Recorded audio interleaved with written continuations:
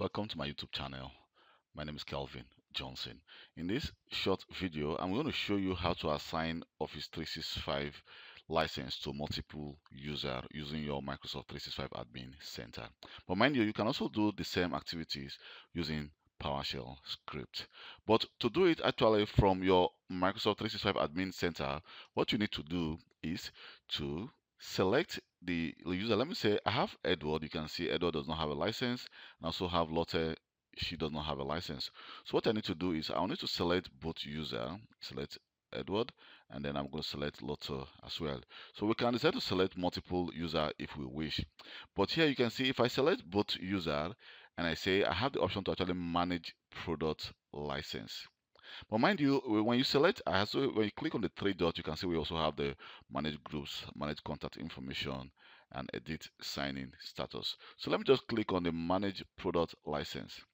And you can see we have the three options here we can use to assign license to this user. So we can say, okay, unassign existing license and assign new ones, and the user does not have any license at this moment. So we can assign more license, or we can unassign all all license. So what I want to do, I want to assign license to the user. So I'm going to select the Microsoft 365 E5 license for that user, and then I'm going to click Save Changes.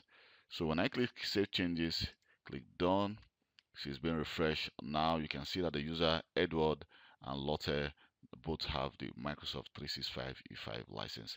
So this is actually good if you just have few users. But if you have multiple users, like 100 or more users you want to assign license at the same time, you could use the PowerShell script to do that. Or you can as well do that from your Microsoft 365 Admin Center.